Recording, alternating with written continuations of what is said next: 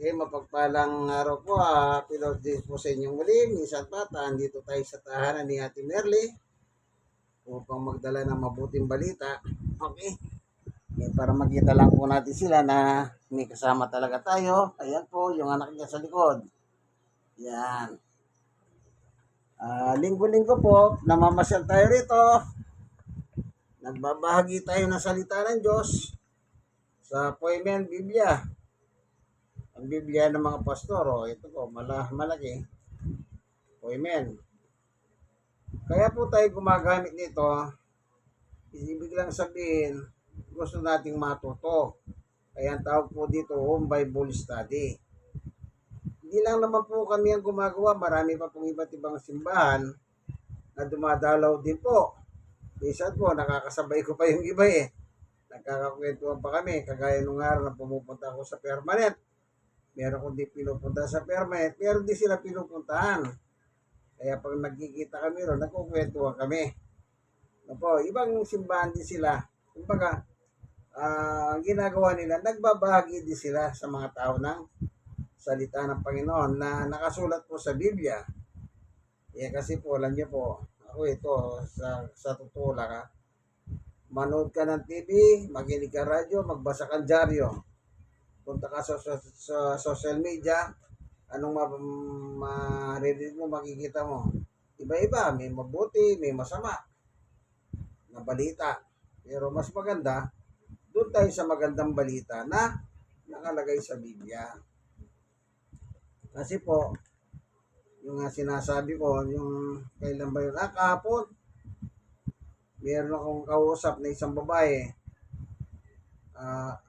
Kahit kanina pala, meron akong kausap. Sabi nga ng kausap ko kanina, isa na rin senior citizen. Alam mo, pastor, ako wala naman akong alam sa Biblia eh. Sabi ko, hindi naman kailangan mayroong malaman sa Biblia eh. Yun lang magsalita ka na yung kabutihan ng Diyos na ikwento mo sa kapwa mo, Biblia na yun. Hindi naman kailangan magbasa ka ng Biblia.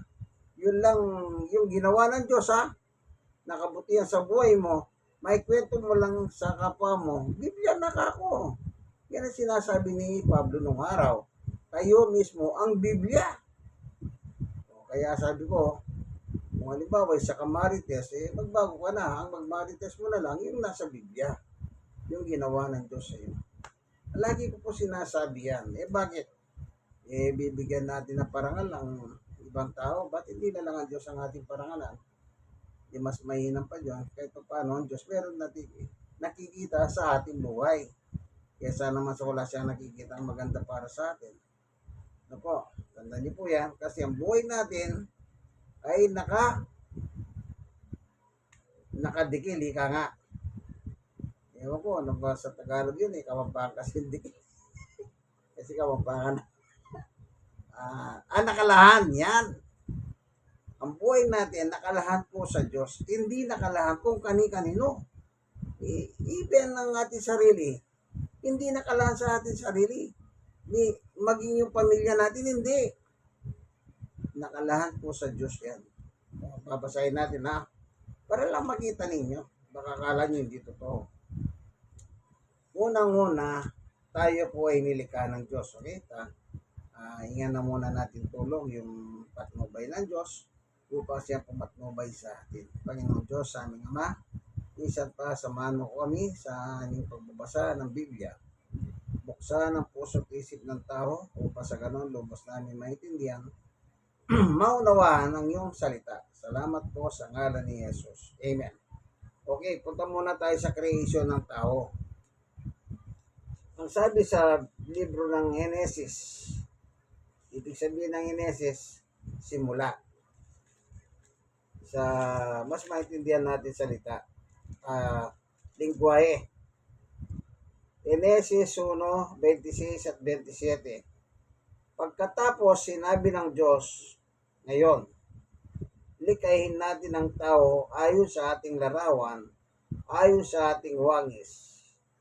Sila ang mamamahala sa mga isda, sa mga ibon, sa impapawid, at sa lahat ng hayop, maging mahamuman o mahilap, malaki o maliit. 27. Nilalang nga ng Diyos ang tao ayon sa kanyang larawan, sila'y kanyang nilalang na isang lalaki at babae. Napakaganda ang pagkalika ng Diyos sa atin. Kalarawan natin ng Diyos. Pero hindi tayo Diyos ha. Kalarawan lang natin. Kawangis lang natin. Ano yon? Ang Diyos ay walang kamatayan. Wala din po tayong kamatayan. Baka naman sabihin nyo bakit tayo namamatay ngayon? Yan po ang dahilan. Nung nilikha tayo ng Diyos, wala tayong kamatayan. Hindi tayo mamamatay, kaibigan. Pero nung mauulog po tayo sa kasalanan, doon po pumasok ang kamatayan. Kaya ang lahat ng tao ay nakakaranas ng kamatayan. Tingnan naman natin yung sulat ni Apostol Pablo, ang apostol ni Jesus sa mga hentil. Sa chapter 5 ng Roma sa 12, ang kasalanan ay pumasok sa sanlibutan sa pamamagitan ng isang tao, si Adan. At ang kamatayan ay pumasok sa pamamagitan ng kasalanan. Dahil dito, lumaganap ang kamatayan sa lahat ng tao sapagkat ang lahat ay nagkasala. Nung pumasok po ang kasalanan sa mundong ito, sa pamamagitan ni Adan, kasi ang kausap ng Diyos si Adan, hindi si Eva, kasamang pumasok na po yung kamatayan. Kaya tayo namamatay kasi nga may kasalanan tayo. Pero kung hindi po pumasok ang kasalanan, wala sana tayong kamatayan. Kaya tayo ng Diyos, immortal. Ano po?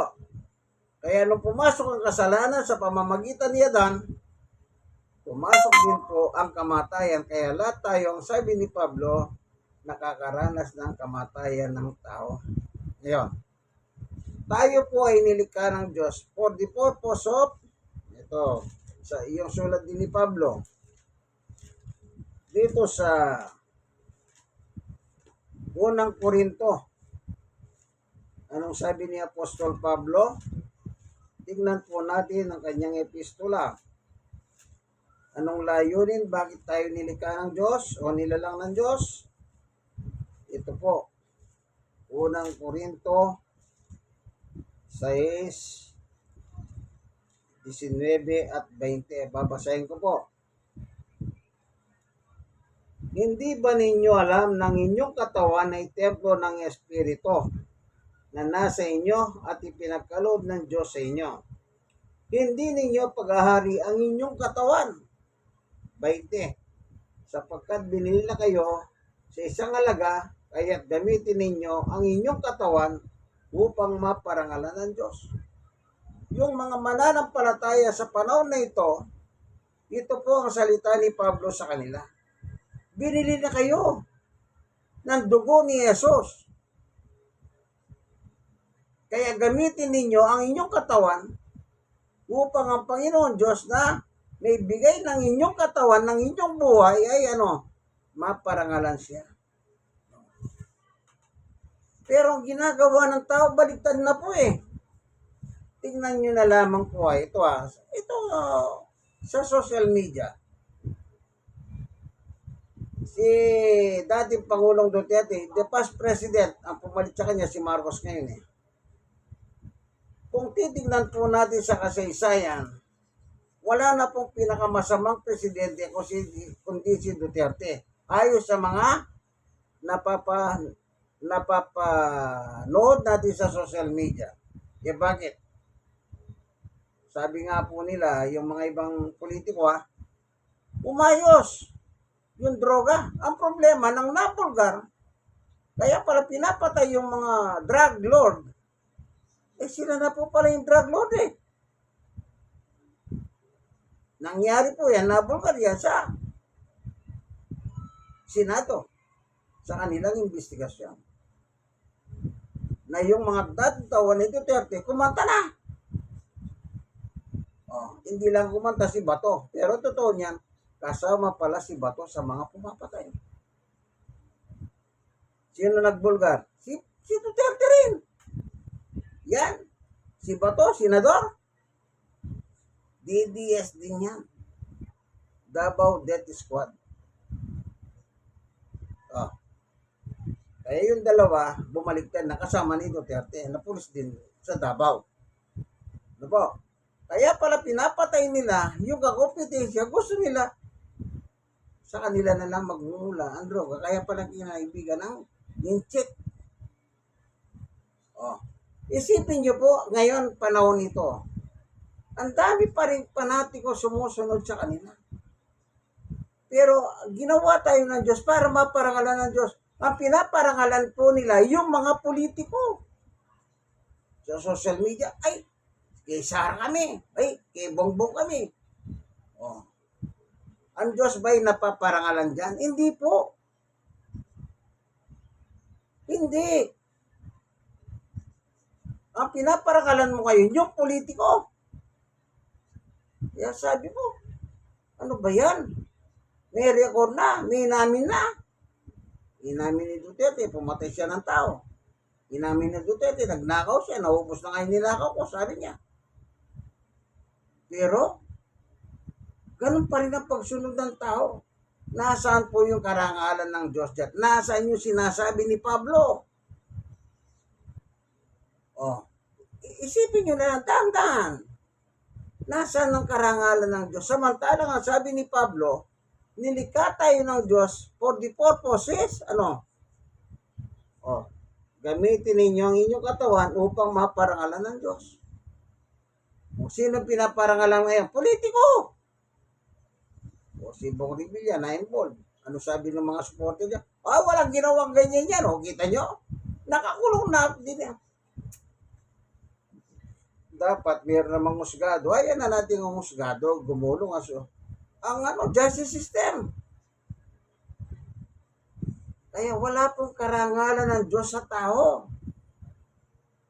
Oh. Ibig sabihin, yung sinabi ni Pablo, pumasok yung kasalanan, kasabay na pumasok yung kamatayan. Tayo pong tao ngayon, ganyan tayo.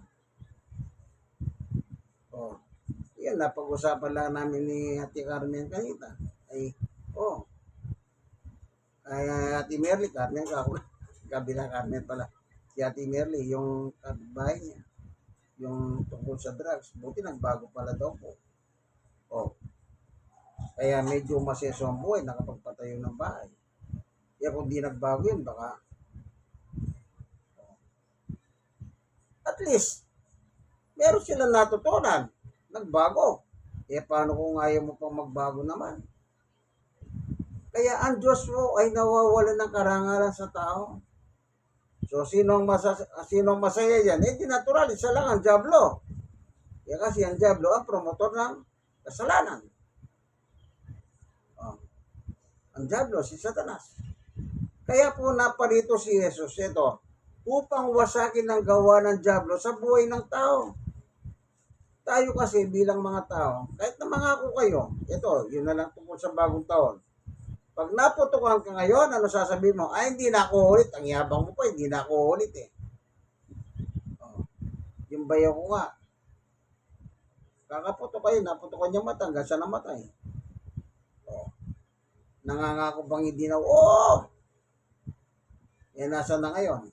Wala na, nandun na. Lumipat ang tira, simenteryo. Binigay lang yung paputok ha. Ilasing. Alam niyo na po, kaya medyo lasing, medyo matapang ang dating. Yan lang yun, na-disgrasya dahil sa paputok. Isipin niya. Dumugo yung mata. Di napagamot. Kaya kakaganon. Nadulas. Dedo. Kaya alam niyo po, walang karangalan ng Diyos dyan. Para magkaroon ng karangalan, isuko ang buhay natin kay Jesus. Kung tayo lang, wala tayong magagawa. Ano man sabihin nyo, magbago po tayo. Yung mga politiko man sabi nila, babaguhin ko ngayon, may nabago ba? Wala naman na. Kung meron lang, medya-medya lang ang nababago. Pero hindi totally kasi nga, sa larangan ng politiko, may utang na loob. Siyempre, pagka nagkautang ka na loob dyan, mahirap mo naman banggayin yan.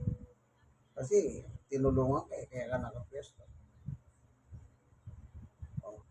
Kaya tayo nilalang, eto pa, sabi ni Pablo, si Pablo po apostol ng mga Pilipino. Enter tayo, ano? Si Pablo, sa enter siya naka-assign. Dito po sa Efeso, sabi ni Pablo ay ganito, chapter 2, verse 10. Ganito babasahin natin, ano? Kung ano tayo ngayon ay gawa ng Diyos at sa pag-isa natin kay Kristo, ay nilikha niya tayo para sa mabubuting gawa na inihandaan niya noong una pa man upang gawin natin.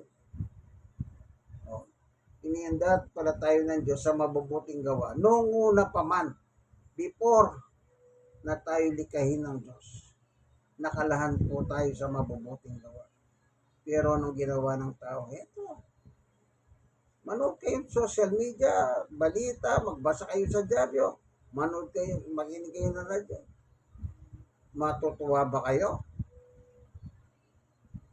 Kung minsan, ipinapakita nga sa social media, ba nanonood sila ba? Minartilyon din TV. Isipin nyo, yung mga malalaking TV, yung flat screen, minartilyo dahil hindi nila gusto yung nagsasalita. Ewan ko kung totoo yun, ha? Kasi yun, baka yung content lang yun eh. Hindi natin alam kung totoo bang yung TV eh. Kamal-mal ng mga TV gano'n eh. Nasa 50,000. Isipin nyo, mamartilyuin lang. Kung hindi naman umaandar yun, di sana walang palabas. Hindi, habang nagsasalita si Marcoleta, minartilyo. Kasi si Marcoleta po makapili. Kanya lang yung makapili ng panahon na po, naka-buslo sila. Pero yung makapili ngayon, hindi lang sila naglalagay ng takip. Harap-harapan na makapili talaga. Pinapakita na nila. So tayo, nilahan tayo ng Diyos sa mabubuting gawa. Ano yung mabuting gawa? Siyempre, kukunin din natin sa Biblia yung mabuting gawa. Kasi sa Biblia tayo kumukuha ng pag-aaral. Ang sabi po ni Apostol Pablo ay 7:12. Babasahin ko po, ha.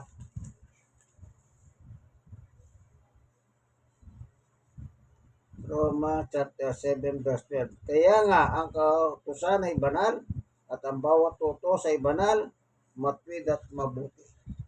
Yung po palang gusto ng Diyos. Na nilikha tayo, sabi niya kay Adan, kasi kausap ng Diyos si Adan, hindi kausap ng babae. Kaya nga kausap si Adan, lahat ng puno dyan na bunga, pwede mong kainin. Pwede nyo kainin kasama ng asawa mo. Liban doon sa isang puno, huwag nyo pakialaman yun. Sukat ba naman, nandun si Satanas sa puno na yun? Kung alin yung pinagbabawal, nandun si Satanas. Sabi ni Satanas kay Eva, kaya si Eva kanya pinuntirya kasi ang kausap ni Diyos si Adan. Kasi kung si Adan, baka mahirapan si Satanas. Si Eva, malambot. Eva, sabi niya, totoo bang bawal kayo kumain ng bunga ng punong kahoy na ito? Yung nasa gitna, kung saan nandun si Satanas. Nanyo nga, sabi ni Eva, opo, utos ng Diyos yan, mamamatay kami. Sagot niya, hindi kayo mamamatay. Magkakaroon kayo ng kapangyarihan para kayong maging Diyos, para kagaya ng Diyos.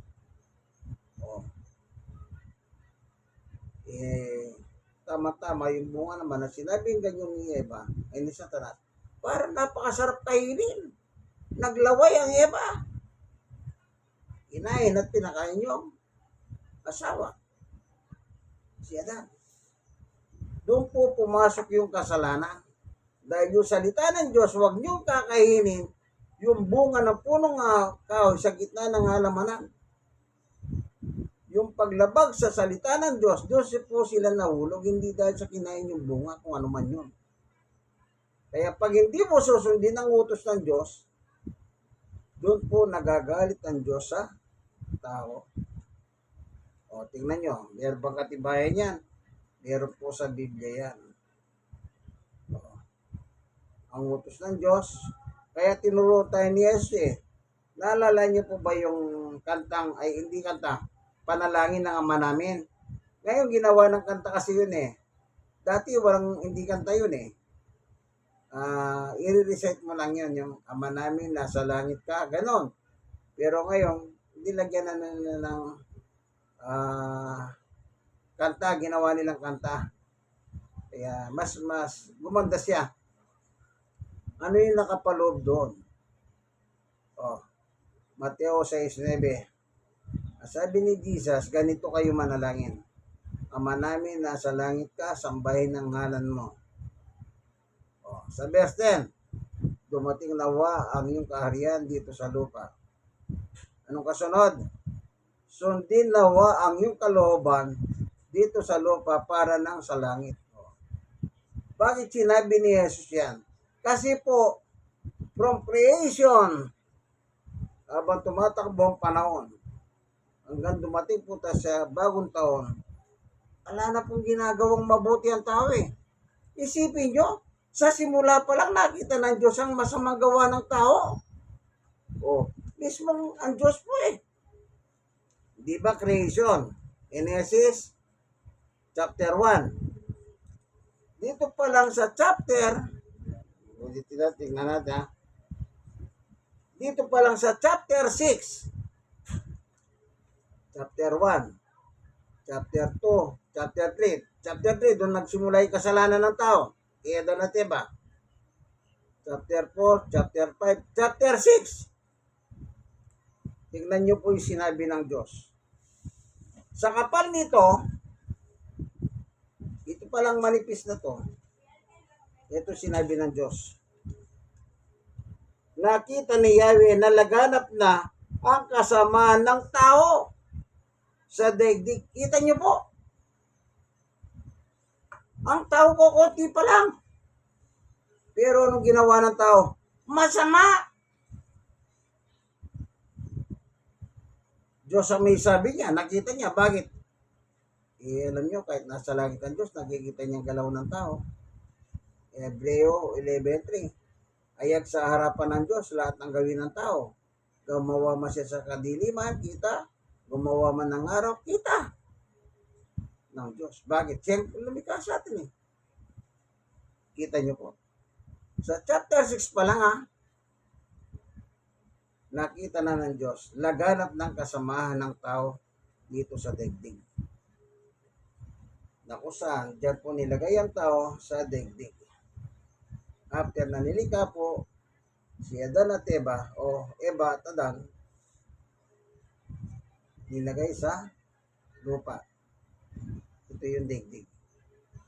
Isipin niyo po. Chapter 6 pa lang, laganap na ang kasamahan ng tao. Isipin niyo po, yan o. Dito pa lang tayo nagbasa, wala pa ito. Kaya sabi ni Pablo, lahat tayo nagkasala sa Diyos. Imbis na sundin natin ang utos ng Diyos, kaya tinuro ni Jesus yung panalangin na ganon. Para ma-realize ng tao, anong nakalagay?